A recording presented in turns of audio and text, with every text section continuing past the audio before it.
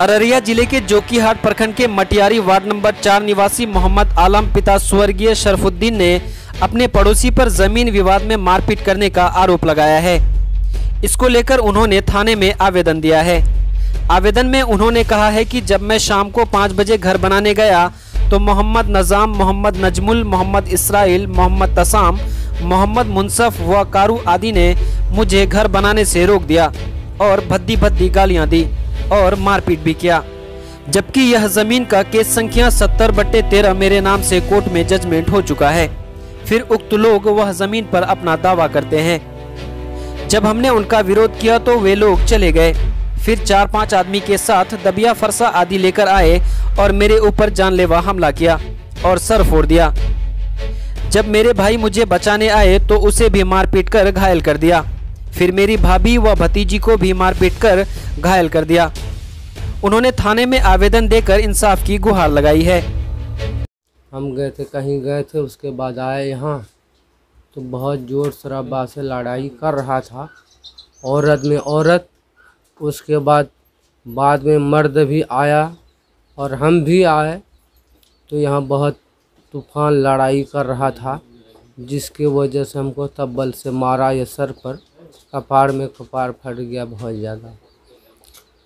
आज तक जो है हमें इंसाफ का कोई साधन नहीं मिला।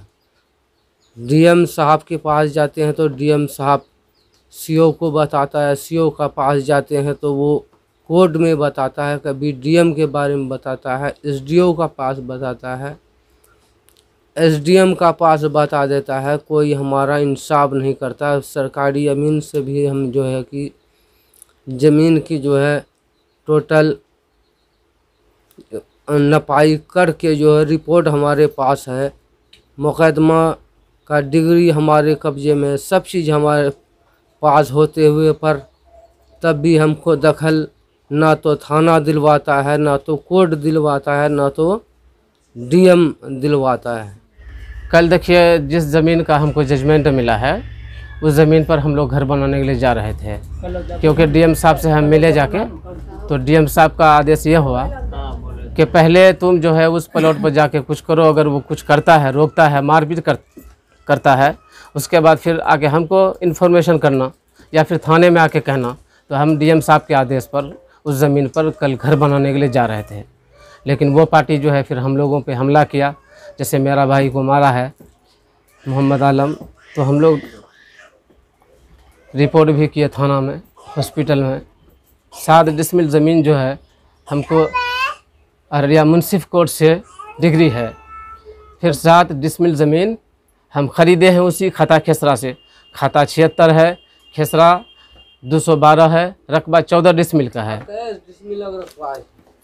कब से मामला चल रहा है? ये मामला जो है 1992 से 2013 तक मुंसिफ कोर्ट में चला।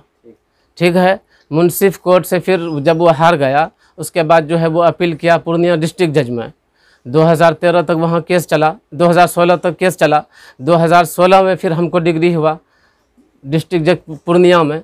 उसके बाद फिर नापी हुआ, सरकारी नापी ब्लॉक से।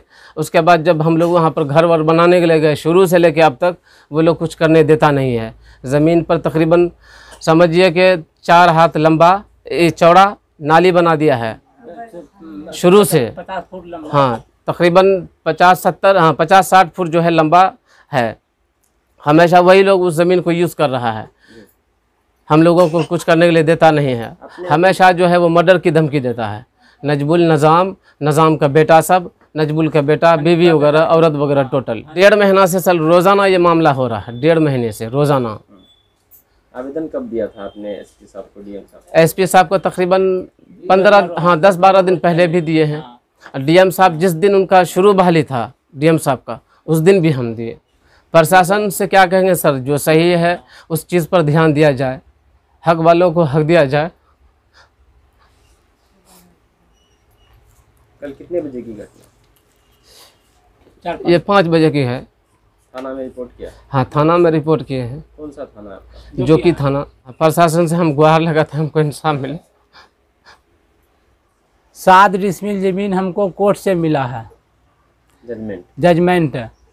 फिर वो अपील का दोबारा अपील का खिलाफ में पूर्णिया अपील किया था, पूर्णिया में हमको डिसीजन मिला है। उसका बाद जो है 7 डिसमिल ज़मीन हम मोहम्मद हसन का लड़का सबसे खरीद किए हैं। 7 डिसमिल ज़मीन उस डिग्री वाला ज़मीन में जिसमें हम मकान बनाने जा रहे थे, उन लोग लाठी फरसा रिवाल्वर से खड़ा हो गया। हम लोग को मुश्किल से भाग करके हम लोग आंगन ढुके। उसका बाद जो है हम लोग का कल केला का गाछ वो घर दरवाज़ा तोड़ करके, जिसमें कि हमारा घर दरवाज़ा लूट लिया है सारा सामान को।